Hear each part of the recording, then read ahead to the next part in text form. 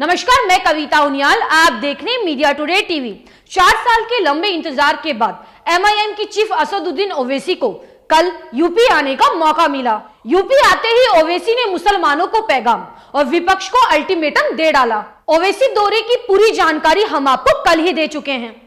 जिसने वो वीडियो नहीं देखी, लिंक डिस्क्रिप्शन पे है, आप उस पर जाके वो वीडियो देख सकते हैं। आज की वीडियो में हम आपको बताएंगे कि ओवैसी मुसलमानों को क्या पैगाम देके गए और ओवैसी का ये दौरा कितना महत्वपूर्ण है। कल असदुद्दीन ओवैसी समाजवादी पार्टी के अध्यक्ष अखिलेश यादव के संसदीय क्षेत्र आजमगढ़ में मुसलमानों के एक बहुत बड़ा पैगाम दे गए। ओवैसी ने विपक्षी पार्टियों को नसीहत और मुसलमानों को पैगाम देते हुए कहा कि अब मुसलमान सेकुलर पार्टियों की सभा में ताली बजाने व वोट देने का काम नहीं करेगा, अब उसे हिस्सेदारी चाहिए।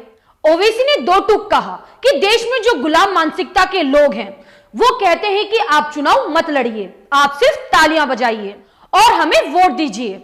अब इन्हें समझना होगा कि भारत की राजनीति बदल चुकी है। ओवैसी ने साफ तौर पर कहा कि यूपी ही नहीं बल्कि पूरे देश का मुसलमान अब किसी राजनीतिक दल का वोट बैंक नहीं बनेगा, राजनीति में हिस्सेदारी की लड़ाई लड़ेगा। अब हम अपने हक के लिए लड़ेंगे। उन्होंने कहा कि अब हम यूपी में चुनाव लड़ेंगे, जीतेंगे और अपना हक लेंगे। आगे बढ़ने से पहले वीडियो को लाइक करें और हमारे मीडिया टुडे टीवी चैनल को सब्सक्राइब करें और हाँ, बेल आइकॉन को जरूर प्रेस करें ताकि मेरी न्यूज सबसे पहले आप तक पहुंचे। आपको बता दें, असदुद्दीन ओवैसी जब कल आजमगढ़ पहुंचे तो कार्यकर्ताओं की भीड़ देखकर वो गदगद हो उठे और ओवैसी पूरी तरह से उत्साह से भरे दिखे। ओवैसी की प्रशंसकों की भीड़ का अंदाजा आप इसी बात से लगा सकते हैं कि ओवैसी को वाराणसी से आजमगढ़ तक कई जगह रुकना था, जहां कार्यकर्ताओं को उनका स्वागत करना था। भीड़ इतनी ज्यादा थी कि ओवैसी अपनी कार से नीचे नहीं उतर पाए और कार से ही उन्होंने लोगों का अभिवादन स्वीकार किया। गोदी मीडिया ने असदुद्दीन ओवैसी की आजमगढ़ पहुंचने की खबर तो दिखाई, लेकिन ये नहीं दिखाया कि यूपी में ओवैसी की लोकप्रियता का आलम क्या है। हम आपको इसकी एक छोटी सी झलक दिखाते हैं।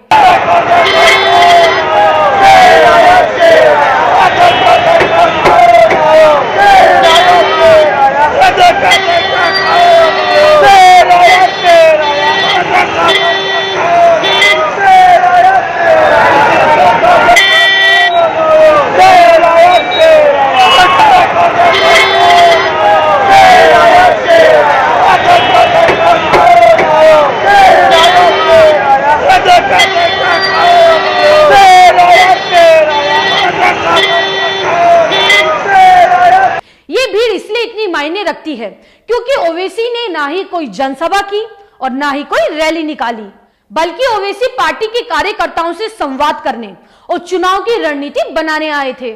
ओवैसी की ये लोकप्रियता देख विपक्षी पार्टियां पूरी तरह से घबरा गई हैं।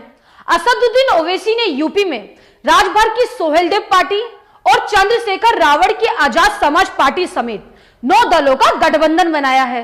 इसी के साथ ओवैसी ने सपा और बसपा के लिए भी बातचीत का दरवाजा खोल दिया है।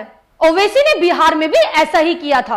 ओवैसी ने तेजस्वी यादव को गठबंधन में शामिल होने का ऑफर दिया था, लेकिन तेजस्वी की तरफ से कोई जवाब नहीं मिला। तेजस्वी ने ओवैसी को हल्के में लिया और ओवैसी 5 से जीत गए। जब बिहार में तेजस्वी और कांग्रेस चुनाव हार गए तो सारा ठेकरा ओवैसी के सर फोड़ दिया। यूपी में ओवैसी के तेवर से साफ जाहिर हो गया है कि वो यूपी में अपना सिक्का जमाने आए थे।